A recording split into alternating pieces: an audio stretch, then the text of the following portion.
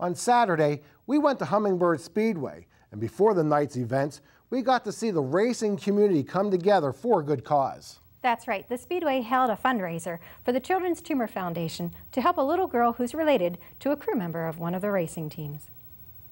We're here with Shelly Doan and her daughter, Paige. Shelly, could you please tell us about Paige's condition? Paige has neurofibromatosis, or NF, which is a genetic disorder, and it's actually a dysfunction of the chromosome 17, which causes Paige to have tumors. She was actually born with 2 tumors, one on her C-spine and one that takes up the entire right side of her face. You cannot operate on it, it will not shrink, it will not be able to be removed. Right now there is no cure, there is no treatment.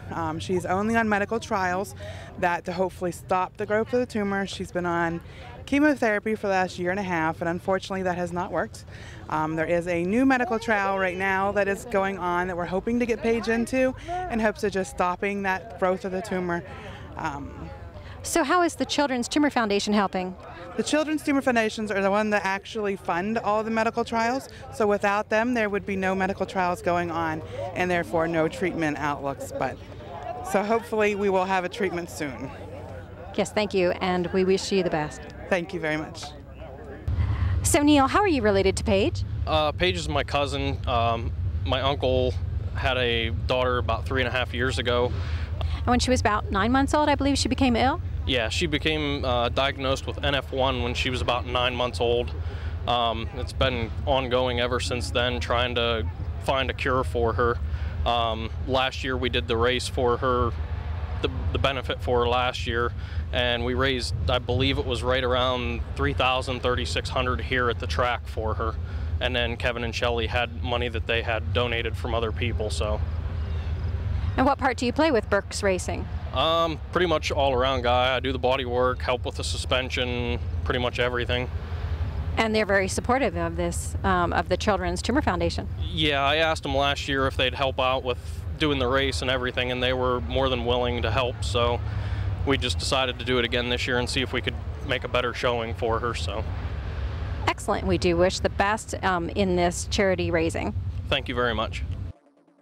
Now on to some highlights from Saturday night at Hummingbird Speedway. In the steel block late model feature, Bob Connor in the red number 18 and Eric Moore in the black 00 paced the field from their front row starting positions. Dave Buchanan in the 72 rides in third. Dwayne Brooks in the white number 1 has troubles getting through turn 4 and loses a spot to the 102 of Ed Connor, while up front, Moore has sole possession of first place. After a caution on lap 3, we pick things up with Scott Stein in the 09, challenging Buchanan for third place. Number 53, Chris Farrell, also takes a shot at Buchanan for the position. Bob Connor and Moore would put on a great show in a duel for the lead, while Stein closed on the front pair. Yet Moore continued to hold a slight lead over Connor during the early stages of the race. Connor would take over the lead on lap 13 as Moore begins to slow on the backstretch.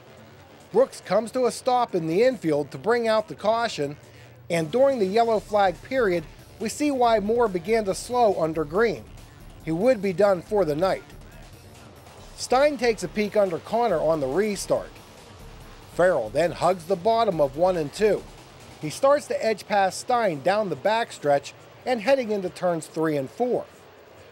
Farrell is hooked up on the bottom and beats Stein back to the line.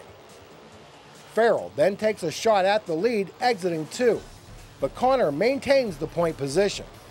A couple of cautions in the second half of the race kept the field bunched up, and Farrell continued to hound the 18 machine of Connor. With 19 laps completed, Stein slides into Farrell as Farrell sets up to exit the turn. However, there was already a yellow out for a spin in turn 1, and Farrell and Stein retained their positions. Bob Connor would hold off a strong challenge from Farrell on the restart and during the remaining 6 laps to take the win in the steel block late model feature.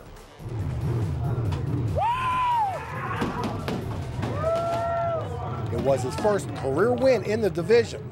Stein finished a car length behind Farrell to take third. Ed Connor finished 4th, with Dave Buchanan in 5th. Going into Saturday's events, Number 3, Doug Sora, had won the last 3 pure stock features, which required him to start shotgun on the field, although a couple of cars did start behind him. Leading the charge into turn 1 is the 46 of Dustin Challingsworth and Scott Zimmerman in the 32. Zimmerman gets a good run off of the exit of turn 2 and pulls even with Challingsworth as they go through 3 and 4. But the 46 would lead the first lap. We had a number of cautions in the early going.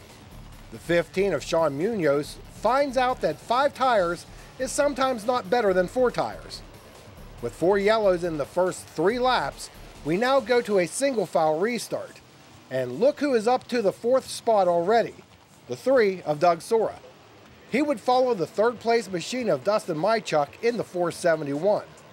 During the last half of the race, it became a 4-way breakaway with Zimmerman, Mychuk, Sora, and Dustin Challingsworth. Sora would grab the lead on lap 12. There would be 3 more cautions during the last 3 laps. The 83 of Dalton Gustafson joined the mix, racing for the runner-up position. Up front, it was all Doug Sora as he wins his 4th feature in a row. Well, congratulations on your win, Doug. Now, this is your 4th win in a row. Since it was 3 wins, you were supposed to start in the back, yet you weren't the last car. Yeah, under the rules, if you get 3 wins in a row, you have to start in the tail of the field. But 2 cars didn't finish their heat race, so they had to start in the tail field behind me. So I got lucky and got to start 13th instead of last. So. Well, there were multiple cautions. Do you feel that it helped you? Yeah, although coming from the back, you don't want to see that many cautions because it's hairy driving through it and you don't want to tear the car up. But we were lucky enough to get through the wrecks, and it did eliminate some of the competition coming up through. But once we got to the front, it was a pretty good battle between the top 4 guys there. So. Well, how was the track? I noticed there were a lot of gouges like on turn 4, and do you think that led to a lot of the cautions? Maybe. I mean, as long as you can drive through them and know where they're at in the track and aware that they're there. But it was turns 1 and 2 is pretty good. The track's usually not that ruddy here, but it just happened tonight that 3 and 4 was a little bit rough, and you just had to be aware where they were. And did you think you would have another win today? It's always tough coming from the back, and there's a lot of good cars here. And with the cautions, that helps a lot. It gives us time to work our way up through. So you usually need a caution to come from the back and win. And we were lucky enough the last couple weeks to have cautions to come back from the back. So I wasn't sure. You're never sure. You just want to keep the car clean and maybe get a top 5 when you start that far back in the field. But we were lucky enough to get a couple cautions, get up and race for it. And what is the story behind the number 3?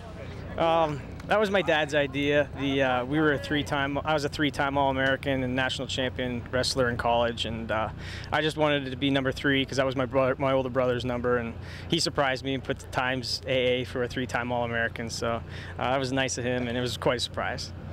Okay, great, and congratulations again. Thank you very much. Although Dustin Challingsworth and Dustin Mychuk crossed the line in 2nd and 3rd respectively, they were disqualified in post-race inspection, moving everyone up 2 spots. Before any of the racing began, there was a Chinese auction at the main gate organized by the Lindemuth racing team. Then right after the heats, drivers took to the stands where they collected money in their helmets from the charitable fans. The total collected for the night was nearly $3,800. Well, if you weren't at the races, you can still donate to the Children's Tumor Foundation by going to www.ctf.org. Now, this was just another example of how the racing community sticks together. Now, coming up next, we meet up with a driver who is pulling double duty. Keep it here.